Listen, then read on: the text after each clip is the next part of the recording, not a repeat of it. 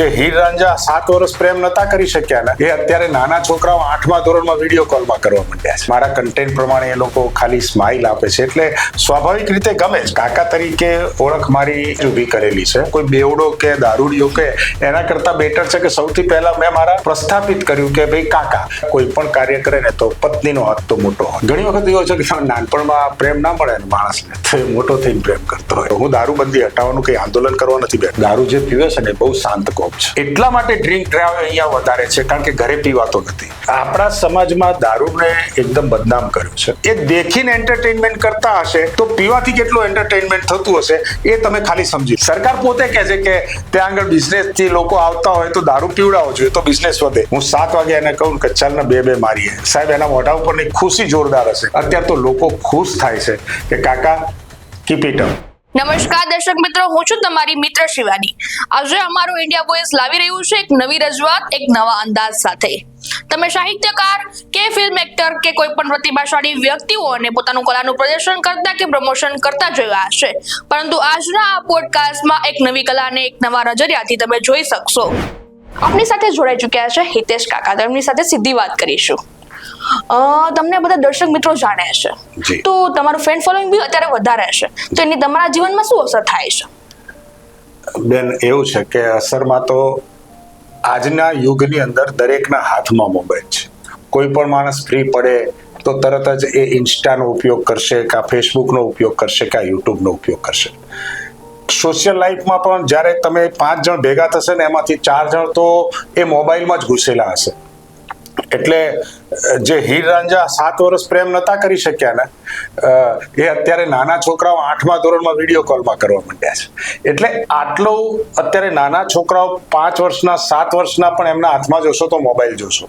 એટલે જ્યારે દરેક યુવા વર્ગ કે મોટી ઉંમરના કોઈ પણ જોઈને મને ઓળખે છે અને મારા કન્ટેન્ટ પ્રમાણે એ લોકો ખાલી સ્માઇલ આપે છે, એટલે સ્વાભાવિક રીતે ગમે છે. એટલે ન ગમવાનું એમાં કોઈ કારણ નથી. ને પ્રભાવમાં તો એવું છે કે ક્યારેય પણ તમે સહેજ પણ થોડા ઘણા તમને ઓળખતા થાય એટલે થોડું ગૌરવ પણ અનુભવાય અને જવાબદારી પણ એટલી વધે કે ક્યાંક આ જે મને ફોલો કરે છે એ ક્યાંય મારા લીધે મિસઅન્ડરસ્ટેન્ડિંગમાં ના આવે, કોઈ એમને ખોટો મેસેજ ન પહોંચે, એની પણ જવાબદારીમાં મોટી આવે છે. એટલે બહુ સાચવીને રહેવું પડે છે અને ખુશ પણ થવાય છે. અત્યારે તો સોશિયલ મીડિયામાં આપણને બધું મળતું હોય છે, અને એક બાજુ એનું રીઝન જોઈએ તો નેગેટિવ બી છે ને પોઝિટિવ પણ છે. કે પોઝિટિવ કે આપણને કોઈ બી દુનિયાની ખબર હશે તો બી આપણે સોશિયલ મીડિયાના માધ્યમ ઉપરથી મળી રહેશે, પણ એનું નેગેટિવ રીઝન છે જે નાના બાળકો છે ગેરમાર્ગે દોરાય છે સોશિયલ મીડિયાથી. તો એનું તમે શું કહેવા માંગશો એના વિશે? નાના બાળકો ગેરમાર્ગે દોરાય છે એ વાત સાચી છે, પણ તમે જ્યારે છોકરાને ગોળીઓ નાખતા હોય એ જ વખતે તમે આ જોતા હોય ને છોકરા સામે ન જોતા હો, ત્યારથી છોકરો જોઈ લે છે કે મારા કરતા ધ્યાન વધારે મમ્મીનો આના ઉપર છે. તમે રસોડામાંથી બૂમ પાડતા પણ એ લાઈવમાં આવશે મમ્મી, તો છોકરાનું ધ્યાન એમાં જ હશે. આ જ્યારે મોબાઈલ યુગ નહોતો ત્યારે લોકો કક્કો બારખડીની ગેમ રમતા હતા, ચકલી ઉડે, કાગડો ઉડે, થપ્પો, આઈસ પાઈસ અને બહાર રમવા જતા હતા. જે આજે સોસાયટીની ગેમો તો સંપૂર્ણપણે બંધ થઈ ગઈ છે. એટલે એ છોકરાઓની અસર એવું છે કે વડીલોને જોઈને શીખે છે. અને જ્યારે છોકરાઓ જે કંઈ મોબાઈલમાં જોઈ રહ્યા છે એ ધ્યાન જો વડીલો રાખતા થશે ને તો 100% છોકરાઓ ગેરમાર્ગે દોરાતા હશે તો ત્યાં અટકાવાય. બીજું, ધમકાવાની સિસ્ટમ હું ના પાડું છું કે કોઈ પણ છોકરાને ધમકાવીને મારીને તમે આ વસ્તુ ના, કોઈ પણ આદત હોય, ચાહે મોબાઈલની આદત હોય કે કોઈ પણ આદત હોય, તો એ ન છોડાવી જોઈએ. હમણાં જ એક 7મા 8મા ધોરણમાં ભણતી છોકરી, એનાથી ફોન એની મમ્મીનો પાણીમાં પડી ગયો. એ કેટલી ગભરાઈ ગઈ હશે, અથવા મમ્મી એની પહેલા કેટલું બધું એને ધમકાઈ હશે તો એને આપઘાત કર્યો. એ હમણાં ન્યૂઝ બહુ વાયરલ પણ થયા હતા. અને એ છોકરી, એટલે તમે જો ધમકાવો, કારણ કે જો મોબાઈલ જેવી વસ્તુ તો મને મારશે ને એટલી બધી ડર, એ અંદરથી એટલો ડર થયો હશે ત્યારે એણે લખ્યું કે મમ્મી મારે ભૂલથી મોબાઈલ પડી ગયો છે તો નાની બહેનના સાચવજે. ને આ જે શબ્દો છે ને એ ખરેખર ઘણી વખત એમ થાય કે આ મોબાઈલ આટલો બધો દુરુપયોગ નાના છોકરાઓ કરે છે. અને નાના છોકરાઓના હાથમાં તમે જુઓ, છોકરાઓ જીદ કરે છે. હું તો ટ્રેનમાં ફરું છું, બસમાં ફરું છું, જો મોબાઈલ એના હાથમાં ના આપો ત્યાં સુધી છોકરો રડે છે, ખાતો નથી. ખવડાવવા માટે એને મોબાઈલ આપો, ક્યાંનો પ્રેમ? હા, તમે જે રીતના કીધું કે મોબાઈલ આપીને ત્યારે જ ખાય હા, છે, ત્યારે તો એ એક આદત છે એના મમ્મી દ્વારા બી મળતી હોય છે. એટલે કહું છું ને કે તમારા ઘરમાં શું વૃત્તિ થાય છે એ છોકરાઓ બહુ જ સ્વાભાવિક રીતે કોઈ પણ કેચઅપ થાય છે. જો તમારા ઘરની બાજુમાં પડોશી બેન રહેતો હોય અને પડોશીનો છોકરો એમ કે આ કાકા તો બદમાશ છે, આ કાકા તો નકામા છે, આ કાકા તો એ એના ઘરમાં વાત મારા વિશે થતી હશે તો એ છોકરો મને આવું કહેશે. એટલે પરિસ્થિતિ છોકરાઓના મનમાં દિમાગમાં તમારા ઘરમાં જે પ્રવૃત્તિ થાય છે ને એ નિર્દોષ ભાવે ક્યાંય પણ વ્યક્ત કરે છે, ચાહે મોબાઈલની રીતે કરે, ચાહે બોલવાની રીતે કરે કે ચાહે કંઈ પણ. હા, તમે આજે કાકા કીધું એના પરથી તમને બી લોકો અત્યારે કાકા તરીકે જ ઓળખે છે. હા, કાકા તરીકે ઓળખ મારી મેં જ ઊભી કરેલી છે કે હું કોઈ પણ વિડીયો સ્ટાર્ટ થતા પહેલા મારી સામેના પાત્રને એ કાકા કરીને જ બૂમ પડાવતો હતો. અને આજની તારીખે પણ એ કાકા કહીને, ચાહે મારી પ્રેમની રીલ હોય કોઈ છોકરી જોડે તો એ કાકા કહીને જ કે પ્રેમ કરવો છે કે કાકા બ્રેકઅપ આપણું, એટલે કાકા એક બનાવી દીધું છે. કેમ કે નહીં તો શું છે કે મારા કન્ટેન્ટ કોઈ અલગ પ્રકારના છે, દારૂના છે, તો કોઈ બેવડો કે દારૂડિયો કે એના કરતાં બેટર છે કે સૌથી પહેલા મેં મારા પ્રસ્થાપિત કર્યું કે ભાઈ કાકા. એટલે હવે આજની તારીખે રોડ ઉપર પણ કોઈ બૂમ પાડે છે તો મને કાકા કહીને બૂમ પાડે છે. અને મારા ફિલ્ડમાં હું પહેલા નાટકમાં હતો, હું ત્યાં મામાના રોલ કરતો હતો, એટલે મારા ફિલ્ડના લોકો મને મામા કહે છે, ગુજરાતી ફિલ્મ જગતના, ગુજરાતી નાટક જગતના. અને બાકીના જે જનરલ જે મારા ફોલોવર્સ છે, ફેન્સ છે, એ લોકો મને કાકા કહીને, અને મને ગમે છે કાકા. કદાચ કોઈ એના સગા કાકાને બૂમ પાડતી હોય કાકા, તો મારું ધ્યાન ત્યાં જાય છે કે કદાચ મારો ઓળખીતો. એટલે કાકા પ્રત્યેનો મને પ્રેમ થયો છે ને કાકા નામથી મને પ્રેમ થયો. તમે એક ફિલ્મ એક્ટર પણ હતા અને અત્યારે બી હજુ કામ કરી રહ્યા છો, તો ફિલ્મ એક્ટરની તમારી કારકિર્દી કેવી હતી? હતી નહીં, છે જ. અત્યારે ફિલ્મમાં છું જ અને મારી હમણાં 5 ફિલ્મ આવે પણ છે. ઉપરાંત હમણાં મેં પ્રોડક્શન હાઉસ પણ એક સ્ટાર્ટ કર્યું છે. 2 મિત્રો છે મારા બહુ અંગત, અને એમના પ્રોડક્શન હાઉસમાં મને લઈને એમણે ભાગીદારની રીતે રાખ્યો છે. એમણે મને એક્ઝિક્યુટિવ પ્રોડ્યુસર આપ્યો છે.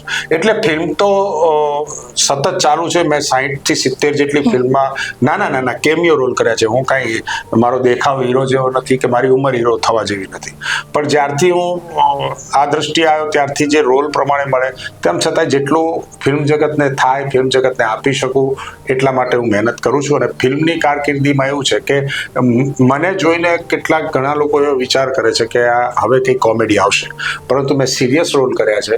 મેં ફિલ્મમાં ભાગ્યે જ ક્યાંક કોમેડી રોલ મળ્યા છે મને, બાકી મને સિરિયસ તરીકે કહે છે ને હું ફિલ્મમાં તમે મને જોયો છો તો ક્યાંક સિરિયસનું તમને દેખાઈ આવશે. તમે અત્યારે જે સ્ટેજ ઉપર પહોંચ્યા છો એના માટે કેટલી મહેનત લાગી હશે, તમારે કેટલું સ્ટ્રગલ કરવું પડ્યું હશે, એ દર્શકોને નથી ખબર, તો તમે અમારા માધ્યમથી દર્શકોને બતાવો. સ્ટ્રગલ કોઈ પણ જગ્યાએ સ્ટ્રગલ તો છે જ. આ ટિકટોકમાં એ વખતે નહોતું, પછી જ્યારે આ રીલ બની અને યુટ્યુબ માટે પહેલા યુટ્યુબમાં લોકોને કમાણી થતી હતી એવું બધું સાંભળેલું, તો કદાચ મારા કોઈ કેટલાક પ્રેક્ષકોમાંથી કદાચ 2-3 જણ જોશે બી ખરા. હું કોલેજની બહાર એક 2 રૂપિયાની પેન લઈને ઊભો હતો કે મારી યુટ્યુબ સબસ્ક્રાઇબ કરો અને આ પેન લો. અહીંથી બરોડા ટ્રેનમાં જતો હતો, ટ્રેનની અંદર જોશથી બૂમ પાડતો હતો કે આ મારી યુટ્યુબ છે, હું કલાકાર છું, મારી યુટ્યુબ સબસ્ક્રાઇબ કરો અને આ પેન લો. હા, ઘણા લોકો પેન લઈને બીજી મિનિટે અનસબસ્ક્રાઇબ પણ કરી દેતા હોય, અનફોલો પણ કરી દેતા હોય, પણ હું કહું છું 50માંથી 10 તો થાય. તો અહીંથી બરોડા જવું ટ્રેનમાં ને બરોડાથી પાછો આવું, એ વખતે માત્ર સબસ્ક્રાઇબ કરાવતો હતો. એ વખતે આ કન્ટેન્ટ પર નહોતો. એટલે મહેનત કરી છે, સ્ટ્રગલ કરી છે, કલાકોના કલાકો જાગ્યા છીએ. હું જ્યાં કાફે ઉપર 25 જણનું યુનિવર્સિટી પાસે જ્યારે ચા પીતા હોય તો ત્યાં યંગસ્ટર વચ્ચે બેઠો છું, પણ એવું સમજતે કાકા છે એટલે કદાચ કંઈ ભાષણ આપશે ને એવી ટાઈપના, એમને કોઈ એ વખત એવી ગણતરી નહોતી. તોય હું એમની સાથે બેસી ચર્ચા કરું, થોડું ઘણું હસી મજાક કરી અને હું સબસ્ક્રાઇબ કરાવતો હતો. એટલે તમે એમ માનો છો કે હું તરત જ ફોલોવર્સ કરી લઈશ કે ફોલોવર્સ, એવું નથી હોતું. તમારે મહેનત કરવી પડે છે. અને પછી જ્યારે એમાંથી એ હું કહું છું કે એ વખતે મારા 500 જેટલા સબસ્ક્રાઇબ આ રીતે થયા હશે, બીજા 3-4 હજાર નીકળી પણ ગયા હતા.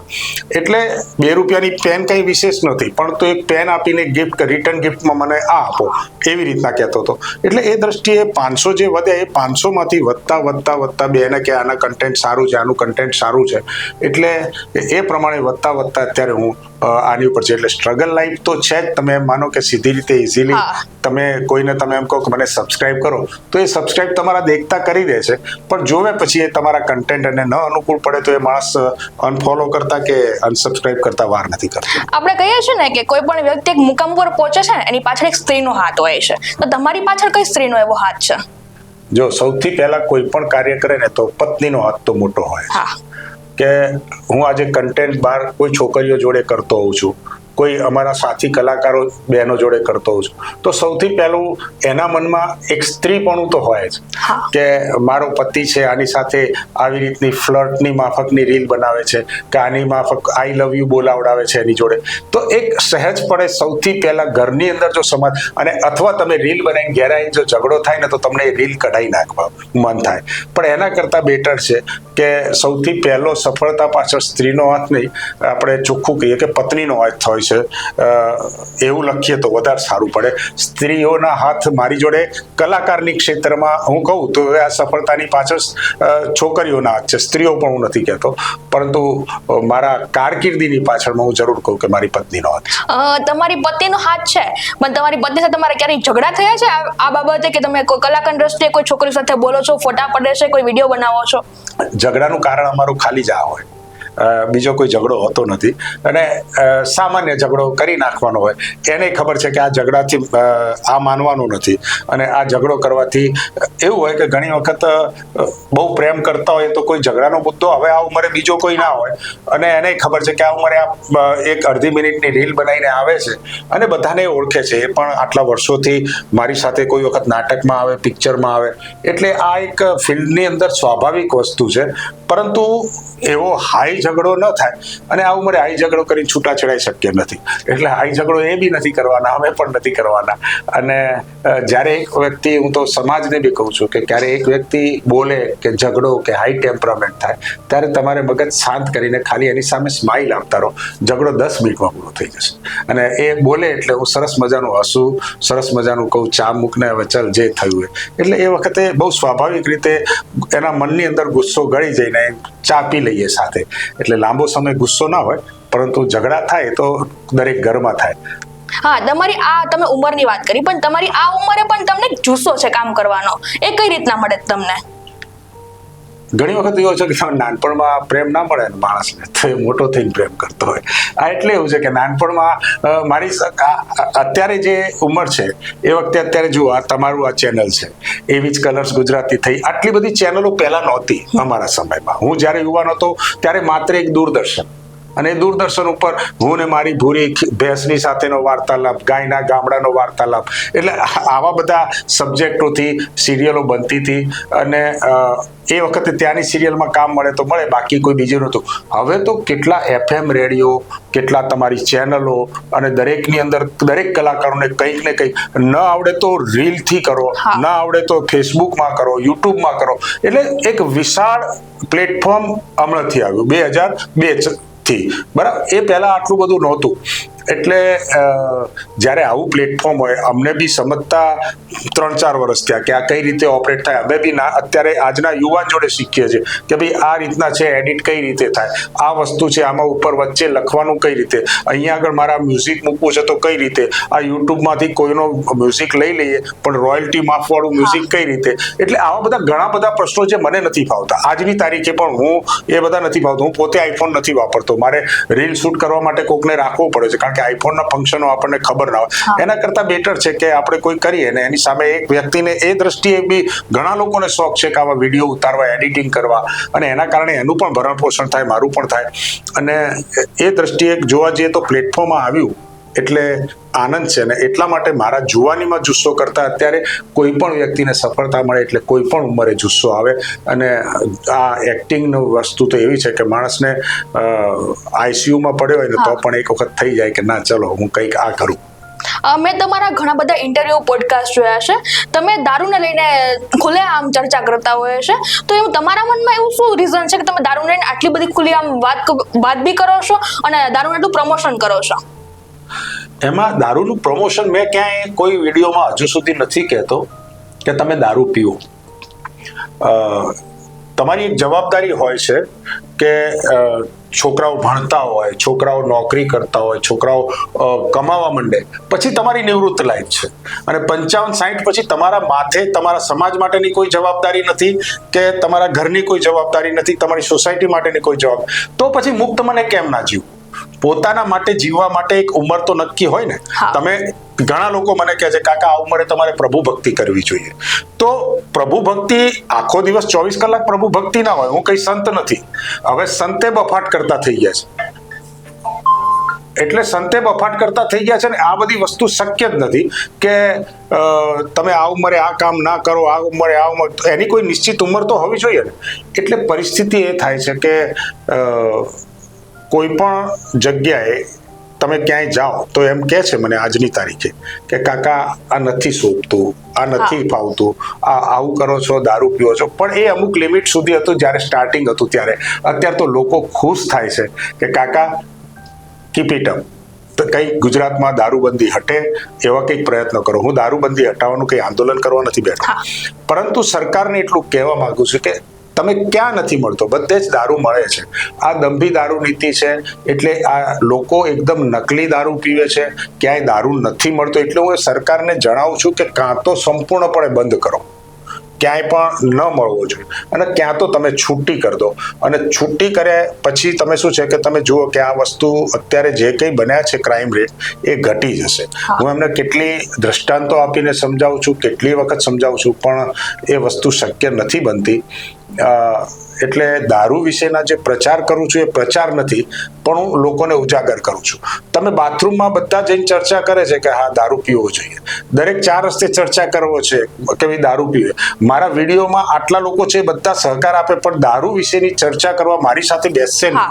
કેમ કે જાહેરમાં કોઈને પણ એક ડર છે, જાહેરમાં સમાજનો ડર છે, જાહેરમાં ઘરનો ડર છે, જાહેરની અંદર તમારી સોસાયટીનો ડર છે કે જાહેરમાં એમને એમ થાય કે ભાઈ મારા જો છોકરાને પરણાવવાના છે ને આવું બધું જાહેરમાં કેમ બોલવું, ના છે તે છે. એટલે એટલા બધા ડર સમાજમાં દારૂ વિશેના ગુજરાતમાં એટલા ખોટા અભિપ્રાયો આવી ગયા છે કે જેથી કરીને લોકો ખુલ્લેઆમ આવતા નથી. તેમ છતાંય મારા મેસેન્જરમાં કમસે કમ 1 લાખ જેટલા મેસેજ અત્યાર સુધીમાં આવ્યા હશે, કાકા આંદોલન કરો, અમે તમારી સાથે છીએ, માનવ સાંકળ કરો, આ કરો તે કરો. એટલે દારૂનો હું કોઈને પ્રમોશન નથી કરતો કે દારૂ વિશેનું કોઈને પીવાનું નથી કહેતો, પણ જવાબદારી મુક્ત થાય તો લોકો આનંદ લે છે એનાથી. અને તો જ તમે ગિફ્ટ સિટીમાં ચાલુ કર્યું તો એનો અર્થ કે તમારો બિઝનેસ બી વધે છે. સરકાર પોતે કહે છે કે ત્યાં આગળ બિઝનેસ થી લોકો આવતા હોય તો દારૂ પીવડાવવો જોઈએ તો બિઝનેસ વધે, એ એમનું ચોખ્ખું જ દેખાય છે. તમે કોઈ પણ પર્યટન સ્થળ ગોવા શેના કારણે ચાલે છે? દારૂ પીવાના ચાલે છે. દીવમાં કેમ જાય છે, આબુમાં કેમ જાય છે, એ તમે જુઓ. અહીંની ફ્લાઇટના ભાડા ગોવાના તમે સામાન્ય દિવસોના જોઈએ, 31st ના જોઈએ તો શેના માટે જાય છે? આટલી ફ્લાઇટના ભાડા કેમ વધે છે? લોકોને આનંદથી જીવવું છે. અને ગુજરાતીઓની દ્રષ્ટિએ એન્ટરટેનમેન્ટ એ પણ બહુ અગત્યની વસ્તુ છે. અને એ એન્ટરટેનમેન્ટ દારૂમાં લોકો માનસિક રીતે શાંતિથી બેસીને એ લોકો થઈ શકે, એના માટે આ થોડો પ્રયત્ન કરું છું કે લોકો, ગુજરાતના લોકો આનંદમય જીવે. પણ મારો એક એ પ્રશ્ન છે કે આપણે આનંદ રહેવા માટે, ખુશ રહેવા માટે શું દારૂ એક જ ઓપ્શન છે કે એનાથી જ ખુશ રહી શકીએ આપણે? એના માટે કેટલા બધા પાસાઓ છે, ગમે તે રીતે આપણે ખુશી મેળવી શકીએ છીએ, કે દારૂ જ શું કામ? તમે અમિતાભના જ કેટલા પિક્ચરો જોયા હશે કે ગમ ભૂલાવા માટે, કે દોસ્તી યારી માટે, તમારા ખુશના પ્રસંગ માટે. જ્યારે સિનેમા જેનાથી લોકો શીખે છે, જેનાથી લોકો એન્ટરટેન કરવા જાય છે, ઇવન તો હવે તો ગુજરાતી પિક્ચરોમાં દારૂ દેખાય જ છે. અને એ ગીત તમે જુઓ, અત્યારે એક મધુરો દારૂનું ગીત હતું તો જબરજસ્ત વ્યૂ મેળવીને એમ થયું. જ્યારે લોકો એ દેખીને એન્ટરટેનમેન્ટ કરતા હશે તો પીવાથી કેટલું એન્ટરટેનમેન્ટ થતું હશે એ તમે ખાલી સમજી લો. એટલે ગુજરાતીઓ એમાં એન્ટરટેન થાય છે, એનાથી ગમ ભૂલાય છે, એનાથી દોસ્તી વધે છે, એનાથી મિત્રતાઓ વધે છે, એનાથી તમારો સ્ટ્રેસ ઓછો થાય છે. એના ફાયદા હું ગણાવવા બેસું તો ડાયરી ભરાય એવી છે. તારે ગેરફાયદામાં અત્યારે તમે જ કહેશો મને કે આ બરબાદ થયું, આ બરબાદ થયું, આ છે. એટલે એ બધા સામાન્યની સામે તમારા પ્લસ પોઈન્ટો એટલા છે કે માણસ એક જ મિનિટમાં, હું અત્યારે કહું કે કોઈ પણ માણસ અત્યારે સવારના 8 વાગ્યાનો નોકરી કરતો હશે ને, સાંજે 7 વાગ્યા સુધી, હું 7 વાગે એને કહું કે ચાલ ને 2 મારીએ, સાહેબ એના મોઢા ઉપરની ખુશી જોરદાર હશે. એ તમે કોઈ વખત ખાલી કોકને 3-4 જણનો ફોન કરજો, તમને ખ્યાલ આવી જશે કે કેટલો આનંદ મળે છે. પણ આ જે ગુજરાતી ગીતો છે એ આપણે હવે જોઈએ તો નવરાત્રીઓમાં પણ વગાડવામાં આવે છે ને લોકો નવરાત્રીમાં એ ગીતો સાંભળીને બી નાચે છે. તો પણ શું આનાથી એક ખરાબ તો દેખાવાનું છે કે નવરાત્રી માતાજીનો તહેવાર છે છતાં પણ તમે દારૂના સોંગ ઉપર નાચી રહ્યા છો, અને નવરાત્રી એક ભક્તિનો તહેવાર છે. નવરાત્રી માતાજીનો તહેવાર છે, આપણે માનીએ છીએ. માતાજીનું સ્થાપન ઘરમાં થયેલું હોય છે, એટલે ઘરની અંદર પૂજા થતી હોય ત્યાં માન મર્યાદા રહે. હવે નવરાત્રી જે છે ને એ એક એન્ટરટેનમેન્ટ જેવું થઈ ગયું છે. નવરાત્રીમાં ક્યાંય એવું નથી કીધું કે વચ્ચે ચંપલ રાખીને ગરબા થાય. તો જ્યારે વચ્ચે ચંપલ છે તો પછી તમે નવરાત્રીની અપેક્ષા ના કરો. એ લોકોને ડાન્સ કરે છે એવું કહો ને તો હું વધારે ગણીશ.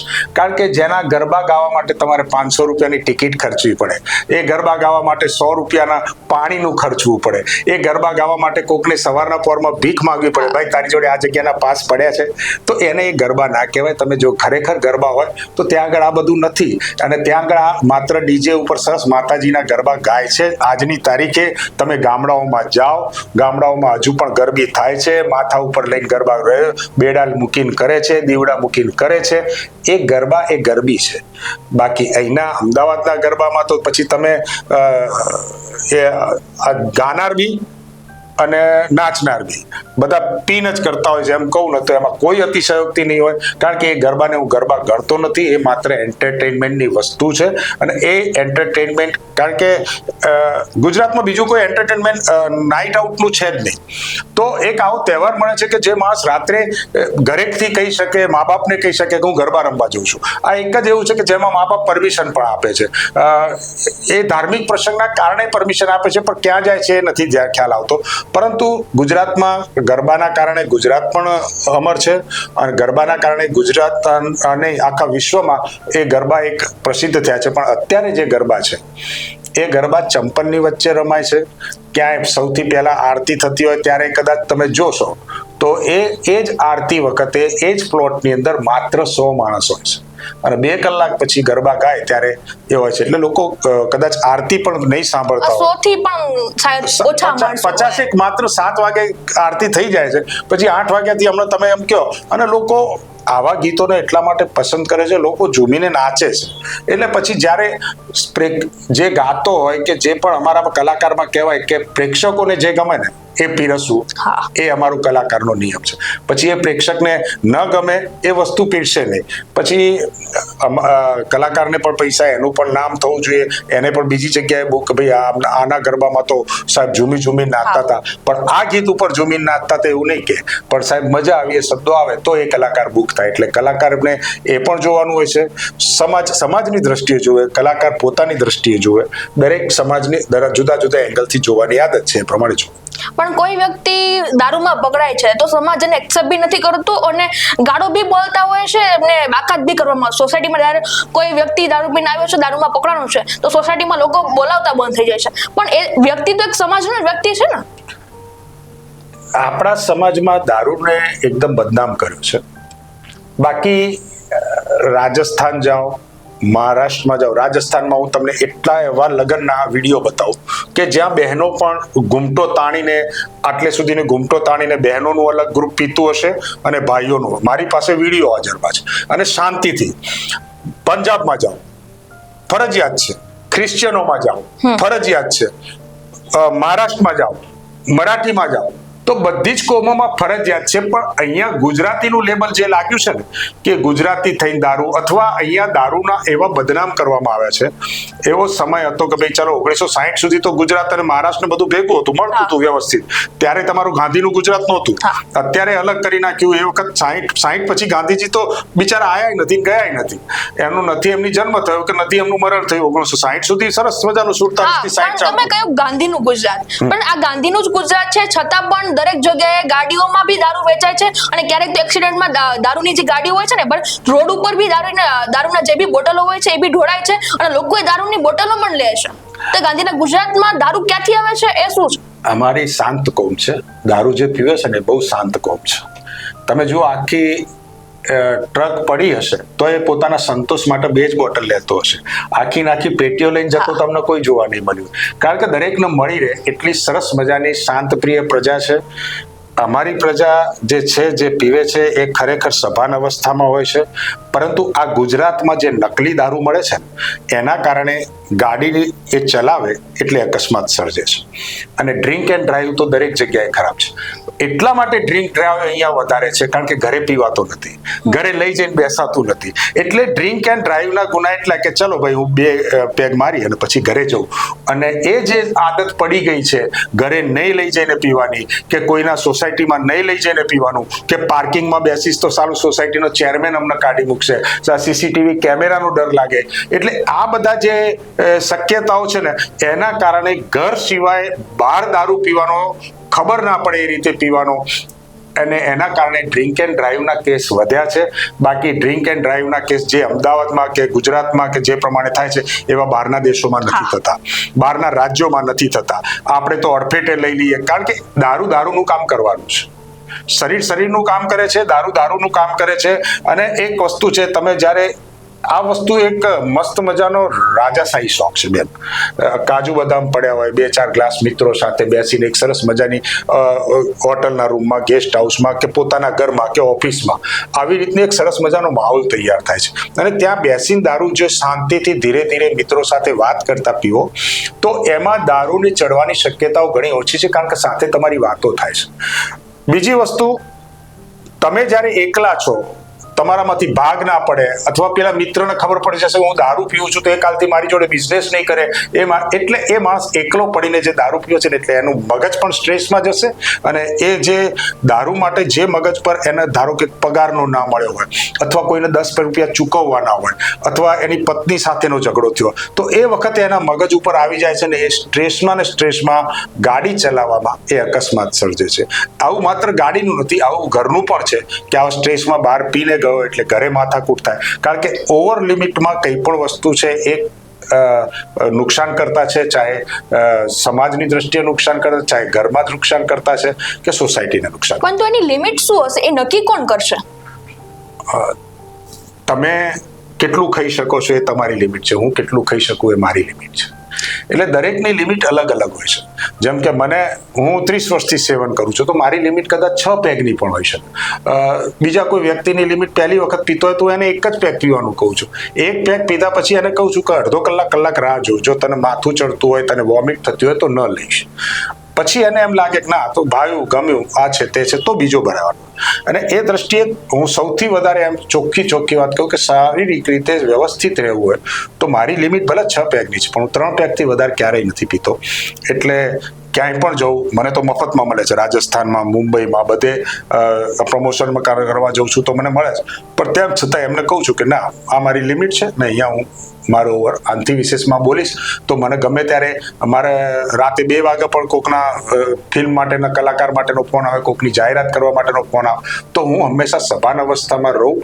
એટલે હદ સુધી એ લેવું, સેવન કરવું એ યોગ્ય છે અને એ શરીર માટે બી યોગ્ય છે.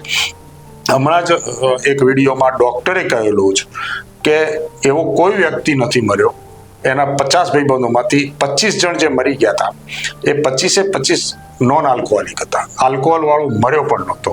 એટલે તમારી ઇમ્યુનિટી બી વધે છે. હું તમને કહું છું કે શિયાળામાં તો 1 પેગ એટલા માટે પીવો જોઈએ કે તમારું લોહી થીજી ન જાય. અંદર એ ખરેખર ગરમી ઉત્પન્ન થાય છે, તમારી લોહીમાં, નસોમાં એ તમારું લોહીનું વહન થાય છે. પણ એ જ્યારે લિમિટ ચૂકાઈ જાય છે ને કે ના મને 5 બીજો ભરો, ત્રીજો ભરો, ચોથો ભરો, એ તમારે પોતાનામાં જો કોન્ફિડન્સ ન હોય તો દારૂ જ ન પીવો જોઈએ. હું તો ચોખ્ખું કહું છું કે તમારામાં છોડી દેવાનું સંયમ ના હોય તો દારૂ નહીં પીવો જોઈએ. પણ એકવાર જે દારૂના રવાડે ચડે છે ને એ લોકો છોડી નથી શકતા અને એની પાછળ કેટલી જિંદગીઓ પણ બરબાદ થાય છે. રવાડે શબ્દ એવો છે કે દરેક જગ્યાએ લાગુ પડે છે. શેર બજારના રવાડે ચડ્યો હોય તો એ બરબાદ થાય છે, છોકરીઓના રવાડે ચડ્યો હોય તો એ બરબાદ થાય છે.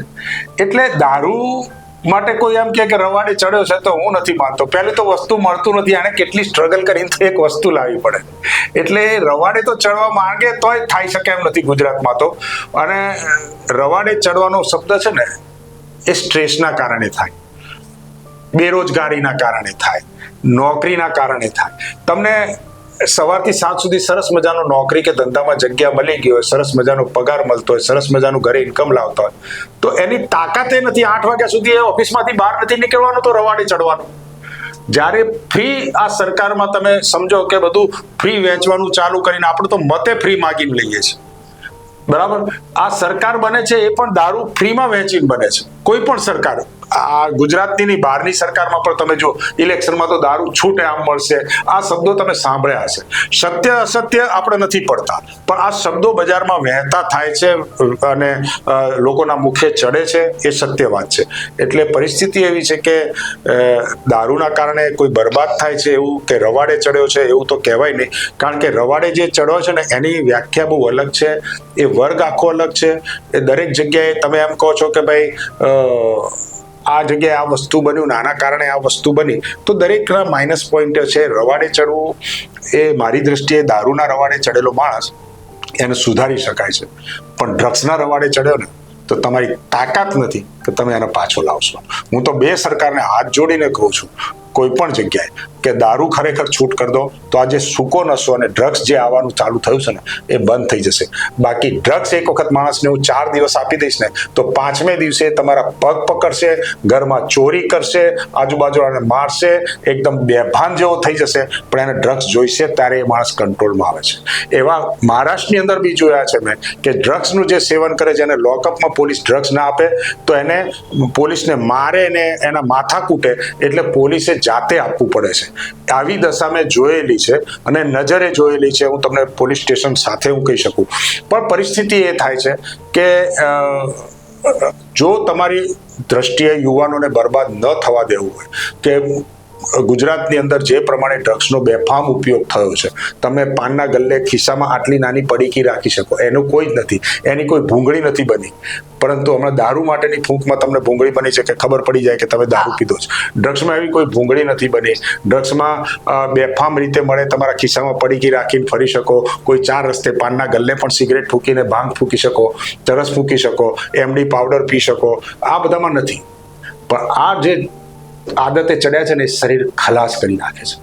તમે જે પણ ડ્રગ્સ લેતા હોય ને 2 હાથ જોડી કહું, તમારી જિંદગી નક્કી થઈ જાય છે 7 વર્ષની, નક્કી જ થઈ જાય. 7 વર્ષ પછી એ માણસ ના જીવે એ હું ફૂલ ગેરંટી, કોઈ એમ નહીં કહી શકે. હું અત્યારે એમ કહી શકું કે હું 30 વર્ષથી સેવન કરું છું ને તમારી જોડે બિંદાસ જુસ્સાથી કામ કરું છું, પણ એવો કોઈ એક ડ્રગ્સ લેતો હોય, એવા વ્યક્તિ લેતા હોય કે હું 10 વર્ષથી મારું ડ્રગ્સનું સેવન ચાલુ છે, એ મરી જ ગયો હોય. આ મારી છાતી પૂરું એકદમ ગેરંટી સાથે હું તમને કહું છું કે આ વસ્તુ શક્ય, આ વસ્તુ બને ત્યાં સુધી બંધ કરાવો તો સારું. પણ તમે એવું કહો છો ગુજરાતમાં દારૂબંધીની છૂટ આપવી જોઈએ, પણ અત્યારે જે સ્ટેટમાં દારૂનું જો પરમિશન છે એ સ્ટેટ પણ અત્યારે દારૂબંધી લાવી રહ્યા છે. અત્યારે આપણે જોયું છે કે અત્યારે હવે રાજસ્થાન આબુમાં પણ દારૂ બંધ થવાનું કહેવામાં આવ્યું છે કે ત્યાં દારૂ બંધ કરવામાં આવશે.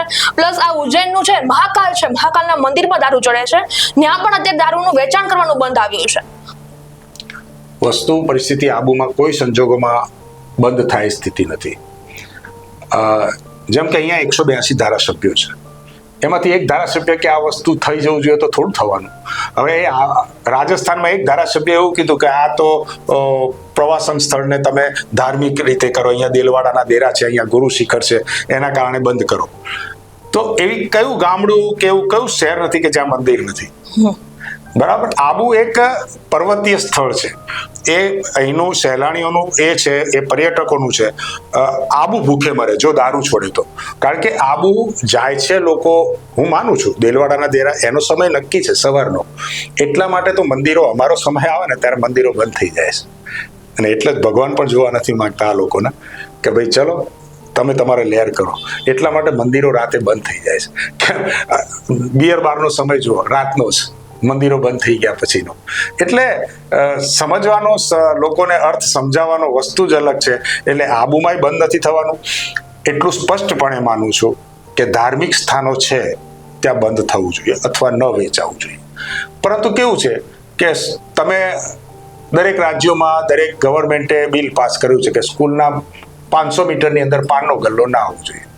એ નિયમ નથી પડાતો, એ પડાતો જ નથી. તમે કોઈ પણ ગલ્લે તમે જુઓ તો લખ્યું કે 18 વર્ષની નીચેનાને પ્રવેશ નથી. કે 18 વર્ષથી નીચેના અને તમાકુ લેવો ને, તો હું મારા છોકરા 8 વર્ષનો છોકરો જે હમણાં વિમલ લઈને આવશે ગુજરાતના કોઈ પણ જગ્યાએ. એટલે નિયમો તો બનાવાય, એમના નિયમો છે, નિયમોનો ભંગ કરવો એ પ્રજાનો નિયમ છે. હેલ્મેટ માટે જુઓ, ગમે એના માટે જ્યારે માણસને સમજાવવું પડે તો એ સરકાર જ નથી. તમને પોતાના અંદરથી દરેક વ્યક્તિને એવો સજાગ કરવાનો, એમને સમજાવવાનું કે એમને પોતાને ભાન થાય એ પ્રમાણેના નિયમો બને ને તો કામના. બાકી મહાકાલમાં બંધ થઈ ગયું તો ઉજ્જૈનમાં હું પોતે માનું છું, હું પણ બ્રાહ્મણ છું, હું બી મહાકાલને માનું છું, હું પણ સંત શિવજીને માનું છું, પણ ત્યાં જ ભૈરવનાથનું મંદિર છે જ્યાં વર્ષો પુરાના ઋષિ મુનિઓથી માંડીને એમ કે ભૈરવનાથ દાદાના દારૂ ચડે છે ને ત્યાં પ્રસાદ લઈને આવે છે. હમણાં જ વિડીયો એક વાયરલ થયો કે ભૈરવનાથનો પ્રસાદ ત્યાંથી લવાય કે ના લવાય. તો એક વસ્તુ છે, દારૂબંધી છે, ન લવાય, પરંતુ લોકો આ રીતના કરી અને ગમે તેમ કરીને દારૂ કઈ રીતે ઘુસાડવું એના પ્રયત્નોમાં ભગવાનના નામ લે તો આપણે એમાં સહમત નથી. તમે મહાકાલમાં ન પીવો તો એ વધારે સારું, કારણ કે તમે સવારે મંગળા આરતીમાં 5 વાગે જાઓ છો ત્યારે તમારા મોઢામાંથી સ્મેલ આવે.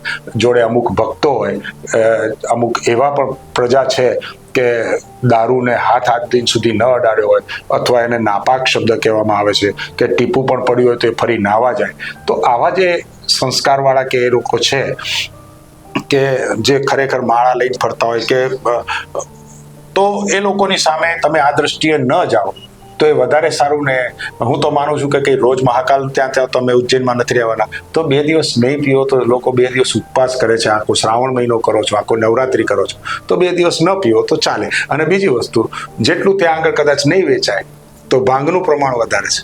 ત્યાં બિંદાસ ભાંગ મળે છે, છૂટી ભાંગ મળે છે, ખુલ્લે આમ ભાંગ મળે છે અને લખેલું હોય છે ભાંગ મળશે, અને ભાંગ પીને પડ્યા રહેલા બી જોયા છે. એટલે એના ઉપરના નશા કરશે. જ્યારે માણસને નશો કરવો છે એને તમે નહીં રોકી શકો. એટલે બંધ થાય તો વધારે સારું. મહાકાલમાં છે, અંબાજી છે, આ બધે ન મળે અને ન પીવે એવી મારી અંગત પ્રમાણે લાગણી બી ખરી, માગણી પણ ખરી. પણ કહેવાય છે ને, લોકો મહાકાલના મંદિરમાં પણ દારૂ પીવા માટે જ જતા હોય છે. દર્શન કરવાથી તો વધારે એ લોકોને દારૂ પીવાનું વધારે શોખ હોય છે. મહાકાલમાં નહીં બેન, ભૈરવનાથ. હા, ભૈરવનાથ. હા, એટલે મહાકાલના ત્યાં તો શિવજી છે અને ઉજ્જૈનમાં એક નિયમ છે કે કોઈ પણ પ્રધાન, કોઈ પણ મંત્રી રોકાઈ ના શકે, કારણ કે મહાકાલ એ રાજા છે. કોઈ પણ પ્રધાનમંત્રી આજ દિન સુધી જ્યારે રોકાયો છે ને તો એની ગાદી ગઈ છે. એટલે મહાકાલનો એક પ્રતાપ જ અલગ છે કે રાજા છે, મહારાજા છે. અને ઉજ્જૈનમાં એવું છે કે પહેલા લોકો મહાકાલના દર્શન કરીને પછી ભૈરવનાથના દર્શને જાય છે. હવે શાસ્ત્રોની બાબતની તો ખબર નથી, પણ આ બધું જોયેલું છે.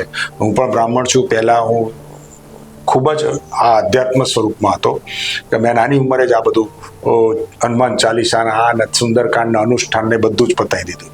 એટલે હું મોટી ઉંમરમાં મને ભગવાનને નથી ભજતો એ મને કહેવા માટે યોગ્ય નથી. જેને મને નાનપણમાં જોયો હશે તો જે પણ મને ઓળખતા હશે, 7 વર્ષ સુધી એવો કોઈ સમય નહીં હોય કે સમર્થેશ્વર મહાદેવ જે લો ગાર્ડન છે ત્યાં મેં બેલ ના માર્યો હોય. હું જઉં એટલે આરતીમાં પહેલો 7:15 વાગે મારા હાથમાં એ ઘંટ પકડાઈ જાય અને હું એ આરતીમાં સમર્થેશ્વર મહાદેવના આજની તારીખે પૂજારીઓ એમ કહેતા હશે કે 7 વર્ષ હતો આ છોકરો સતત સાંજે આવીને આરતીમાં રહે. પણ તમે કહ્યું કે તમે પહેલા નહોતા પીતા પણ હવે પીવાનું ચાલુ કર્યું, એનું પાછળનું શું કારણ છે? મેં કહ્યું ને, જવાબદારીઓ બંધ થઈ જાય તમારી. પહેલા જ કહ્યું કે તમે જે આ ઉંમર હોય, તમે ભણતી વખતે પીવો તો એ ખરાબ છે. તમે નોકરી કરો, તમારા છોકરાઓ છે એને ભણવાની ઉંમરમાં તમે ફીના પૈસા વાપરીને તમે આ કરશો એ બધું નહીં. તમારે એક સમય મર્યાદા આપે જ છે. ભગવાન દરેક ઉંમરે અલગ અલગ રીતના મહોત્સવ કરવા માટેના અલગ અલગ પ્રાધાન્ય બનાવ્યા છે. તમે સ્કૂલ લાઈફ એન્જોય કરો મિત્રો સાથે, તમે યુવાની એન્જોય કરો તમારી પત્ની સાથે, તમે એનાનો વચ્ચેનો સમય છે તમારા બાળકો સાથે એન્જોય કરો. અને જ્યારે આ બધામાંથી પ્રવૃત્ત થાય ત્યારે તમારા મિત્રો છે ફરી પાછા જૂના મિત્રોને પાછા લાવવાનો આ સમય છે. અને એ જૂના મિત્રો જે છે ને એ મિત્રોમાં કોઈ વખત તમને ક્યારેય પણ તમને મનદુખ નહીં થાય. હું તો હજુ કહું છું કે કુટુંબની જગ્યાએ મિત્રો સાથે બેસવાનું લોકો વધારે પસંદ કરે છે. 2 ભાઈઓ કે 2 કુટુંબના બધા સભ્યો હશે ને ત્યારે એકબીજાની વાતો કરતા હશે, પણ બાકી મિત્રોમાં કોઈને કાંઈ નથી પડી કે એમને આનંદ કરવો, ક્યાં આપણે પ્રોગ્રામ બનાવો, ક્યાં જવું, આબુ જવું, અંબાજી જવું. તો એક આખા સમૂહમાં એ વખતે એમના કેટલાકને પત્નીઓનો છૂટાછેડાવાળા હશે, કોઈ હશે, કોઈ ગમવાળા હશે, કોઈ આનંદવાળા હશે. એ બધાની વચ્ચે બેસીને જે એક પ્રવૃત્તિઓ થઈ શકે તો એ 50-55 પછી એન્જોય કરો તમારી લાઈફને, તો તમે 10-15 વર્ષ વધારે જીવી શકશો. બાકી હું સવારના છાપું લઈને બેસું ને દુઃખના સમાચાર વાંચું, રોજ સવારના પહેલા પાને 4ના મરણ, 25ના મરણ, 30ના મરણ, આગ લાગી, એક્સિડન્ટ થયો, રેપ થયો, આ જ સમાચાર હોય છે. એ સમાચાર જો તમારા મગજ ઉપર ચડ્યા એટલે તો ભગવાને સરસ મજાનું કહે છે, તમારું છાપું આવે ને તારે એક હાથમાં ચા હોય છે, એટલે ડસ્ટકારા બોલાવાના, તો જેના ઘરમાં જે પરિસ્થિતિ થઈ હોય ને એને ખબર પડે. બાકી જો તમને જીવતા આવડે તો ઠીક છે, નહીં તો તમે ડ્રમમાં ટુકડા સાથે મળતા વાર નથી લાગતી. પણ શું વાયલન્સ જે થાય છે એની પાછળ દારૂ નથી? ના, વાયલન્સ પાછળ બિલકુલ દારૂ નથી, માત્ર ડ્રગ્સ છે. તમારા જ એક વિડીયોમાં એક ભાઈની કોમેન્ટ છે કે ગુજરાતમાં જો દારૂબંધી હટી જશે ને તેનાથી સૌથી વધુ નુકસાન પોલીસને થશે. તેનું શું કહેવાનું આ કારણ છે? ગુજરાતમાં દારૂબંધી હટી જશે ને તો 50,000 પોલીસો એક જ દિવસમાં રાજીનામું આપી દેશે. એ લોકો નોકરી જ નહીં કરે. એનું શું કારણ છે? શું કામ રાજીનામું આપશે? હું તમને 2-4 રસ્તા એવા જગ્યાએ બતાવું કે જ્યાં તમને PCR વાન દેખાશે, પોલીસની વાન દેખાશે. પોલીસને ખબર છે કે અહીંયા દારૂ મળે છે, હા, નથી ખબર એવું નથી. ત્યાંથી કોણ માણસ દારૂ લઈને નીકળે છે એ પણ ખબર.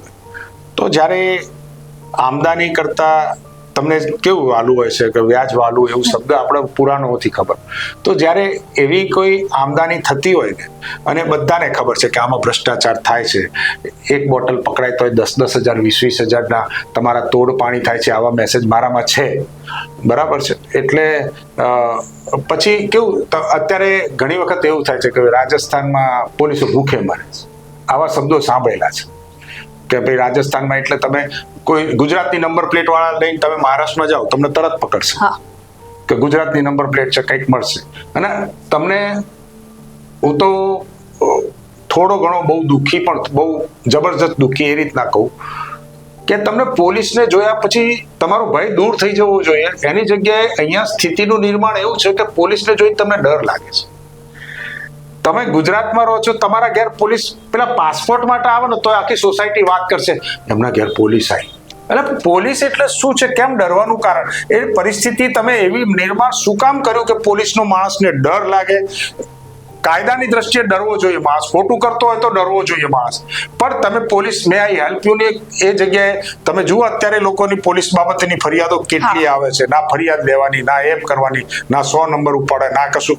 એટલે આપણે સરકારની બાબતમાં આપણે નથી પડતા, પણ પરિસ્થિતિ એ છે કે જે એમ કહે છે કે ભાઈ પોલીસનું પણ બધે જ ઘણું બધું વસ્તુ બંધ થઈ જાય.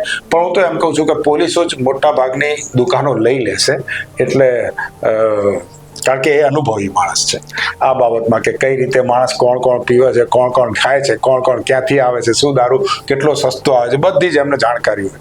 એટલે એમને ઉલટા અમારી ભાષામાં એને ઠેકો કહેવાય કે એ લોકોને ઠેકા મળી જશે. એટલે પોલીસને નુકસાન નથી, એટલે બિંદાસ પોલીસે એમને સહકાર આપે એવી વિનંતી, બીજું તો શું કહું.